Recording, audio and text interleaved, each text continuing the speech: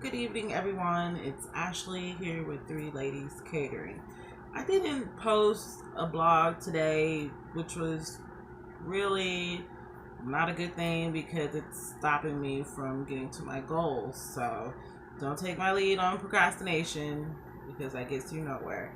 But I was getting ready to go to bed and I was watching the news, which is something I really don't do, but I have to do it because I need to know right now what's going on and what's affecting all of you second chance livers so that I can provide you with the information that you need. So I'm watching the news and I'm just seeing a lot of busy work going on for a city that is supposed to be shut down. There's a lot of busy work going on around town. People are trying to provide meals and people are trying to support the first responders and all of the nurses and the police who are on the front ends of this and who still are having to get up and go to work. They're essential workers. So I do understand that, but then what I did notice is today there was like 1,000 um, inmates either have been released or they're preparing to release them. 1,000 of them, but if the homeless shelters are closed and if they're still doing the distancing thing, I don't know if they're accepting new clients. I guess it's a case by case or it's really an individual call depending on the shelter. But I know that when I was working at Dallas Live, they were saying they weren't accepting any new residents and they were taking things pretty serious as far as protecting the people who are already staying there. So my question is, where are these inmates, these released inmates, where are they going to go? Where are they going to live? I'm pretty sure some of them, they have families and friends that they've contacted and they know that they're being released and they'll probably be able to go stay with them. And hopefully, they're not carriers of the COVID-19 so that people in those homes don't get sick. But what about all the people who depend on these homeless shelters and the halfway houses? If you guys are not accepting people, where do they go? What do they do? And I see a lot of talk about trying to keep them safe, but how did you guys come to that decision? How did you guys come to the decision on whether to protect them from the COVID-19 or to protect them from what's going on actually in society on a normal basis, as far as being able to get jobs, being able to get food, being able to be clothed and not have to sleep on the streets, or being able to get into a halfway house or shelter? Are these things that are put in place before the inmates are released? Now, I did notice that there is a nonprofit that's kind of monitoring this, and I guess they're kind of trying to help them to make sure that they have health care, things like that can keep them healthy. But I'm more concerned about where are they going to sleep? What are they going to do for money and food? Because you're not getting a job. More than likely, you're not. I mean, hopefully you do. Food service industry, we're very forgiving.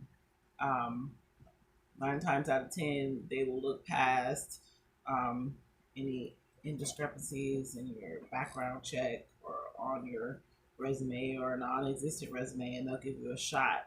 That's one thing I love about working in the food industry, is that we are very forgiving and we try to give you an honest shot. There's not a lot of industries that are going to do that for you. They kind of just want to turn a blind eye and be apologetic, but at the same time tell you no.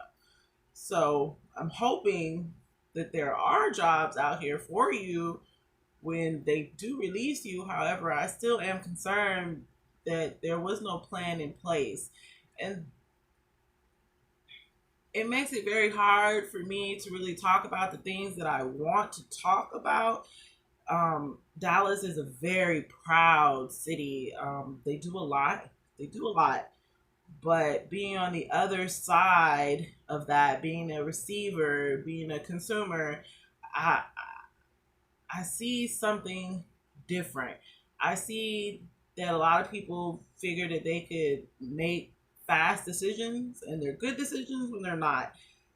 I see that people think that they could throw money at a problem and that's going to solve it when that doesn't solve the problem. It's a band-aid, because when's the last time that you actually talked to a group of people who were struggling and who really had problems getting the resources that they need to provide for themselves and their families? When's the last time that you actually asked our opinion about something instead of just assuming that these were the problems, and because we have these certain hardships, that this is the life we're living and this is what you can do to help? Unless you have been on the other side, unless you've been a receiver, unless you've been a consumer of these resources, unless you've been one of those people who have made those mistakes, who's come through the system, who's been homeless, who's a single parent, you really just don't know. And even if you have, you still have to remember to calculate the time in there. If you were homeless 20 years ago, that's a whole different type of homeless than it is now in 2020. A lot of things haven't changed, but some things have changed and not for the better. So you really do have to consider those things. And like I said, it makes it hard for me to talk about some of the topics that I really want to, and to call some of the things out and really draw attention to it, is because Dallas is such a proud city that it will go to the extent to mask and to cover up what really needs to be revealed and shed light on, so that we can begin to fix the issues. It's not about dragging anybody's name or anybody's business or anybody's company or leadership skills through the mud. It's about shedding light on things that can be made better. And it's only going to be when we all begin to work together and hold each other accountable that we're really going to be able to be transparent and fix the issues that do exist. If we keep on trying to be this pinnacle of greatness, but at the same time be like, oh no, we're doing the best we can, and you don't know what you're talking about, we're never going to get to the real greatness. We're just going to keep pretending with each other. And there are people out here who are really counting on these resources and really counting on people to do the right thing, because when nobody else came through for them, we were a lot of those people's last resources. And so we really need to make sure that we're just doing the right things, and we're doing it out of a place of genuine love and care, and we're not trying to make news lines or headlines or receive extra money from the government because we've got this nonprofit now. Do it from the heart. Do it with a sense of integrity and a sense of urgency. So that was just kind of on my mind tonight, because I was really wondering what's going to happen to those thousands of people who you're releasing out of jail. Where are they going to go? What kind of job are they looking to have? Where are they going to sleep? Where are they going to eat? And you made a really big decision weighing struggling inside against the COVID or struggling outside against society, and trying to figure out what comes next, because they're just as susceptible to get sick out here on the streets as they are in jail with everybody else. So I do want to encourage those of you who do have criminal backgrounds, or you're a single parent, or you've made some type of situation for yourself that's a little difficult to get through right now. I want to encourage you to not give up. There is hope. There are people out here. There are nonprofits out here. There are individuals out here who are trying to brainstorm and come up with ways to help you. Three Ladies Catering is definitely standing behind that movement, and we're going to do all that we can. I will be this weekend myself making some desserts, which, if you know me, I am not a baker, but that's by choice. It was actually the very first thing that I learned how to do was bake, but baking is just it's an exact science. And when you cook, oh man, you can play with the flavors. You can play with the different types of food that you put into it. You can play with the sauces. You can play with the texture. You can play with the way that it looks, with plating, how you package it. There's just so many variety of things that you can do when you cook, that when you bake, it's a little bit more exact. If you make a mistake, if you mess up, it's trash. When you're cooking, if you make a mistake, there's so many ways that you can tone it down or crank it up and bring it back to life.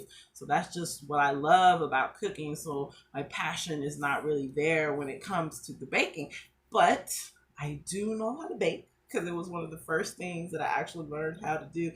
My grandmother made homemade biscuits. She made homemade preserves. She did cakes. She did pies. I learned how to make homemade pie crust and just all that good stuff. So I do know how to do it. So I'm actually going to get back into it this weekend. And it's one of the things that I'm actually excited about doing while being home, is because I have children and they can help learn how to do those things too, because they might fall in love with that. That might be their passion. I don't know. So it's always good to discover what you once loved with people who may fall in love with it and it may be new to them today. So I'm excited about that maybe being one of my daughter's things. So I'll be getting back into the baking this weekend, and hopefully I can pass out some cakes, some pastry to people who are really in need and people who need something to eat. Um,